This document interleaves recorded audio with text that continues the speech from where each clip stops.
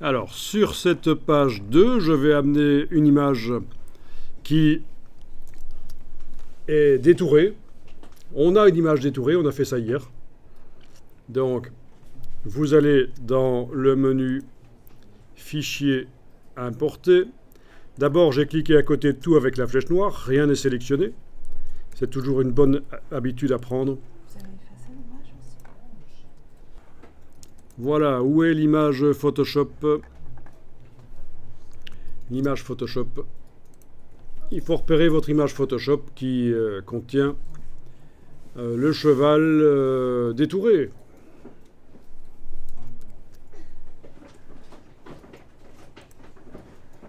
Voilà. Donc, vous allez cliquer, glisser sur la page ou à côté de la page, c'est vous qui voyez. Voilà votre image. Vous la redimensionnez au besoin avec l'outil transformation manuelle, touche majuscule. Vous la positionnez. Ah tiens, elle est arrivée sur la mauvaise page. C'est malin. Je vais supprimer ça. Donc je dois être sur la page 2. Double-clic sur la page 2. Voilà. Fichier importé.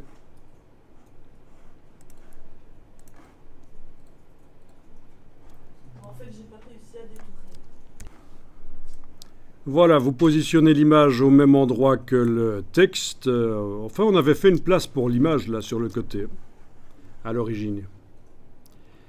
Et on va enclencher l'habillage pour cette image. Donc vous allez dans la palette habillage, menu fenêtre habillage de texte. Vous avez votre image qui est sélectionnée, activée là.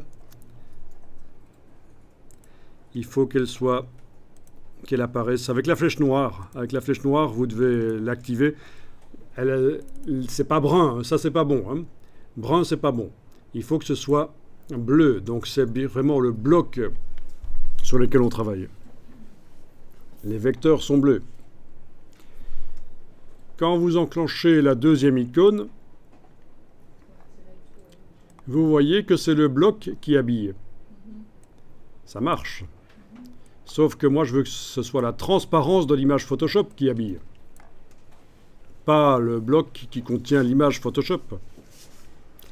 Donc, en fait, on va enclencher la troisième icône.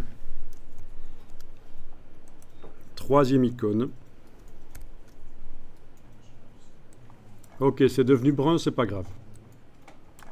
C'est normal. Si ça devient brun, pas de problème, c'est normal. La troisième icône.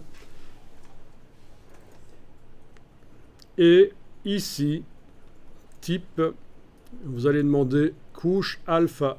Option de contour type couche alpha. Voilà.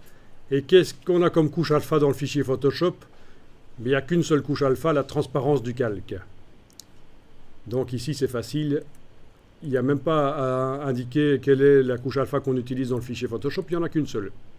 C'est la transparence du calque. Et voilà, vous avez donc... je clique à côté de l'image, je vais la bouger avec la flèche noire. Vous avez donc une image qui habille comme ça. Parfait. Le texte ne passe pas sous le cheval.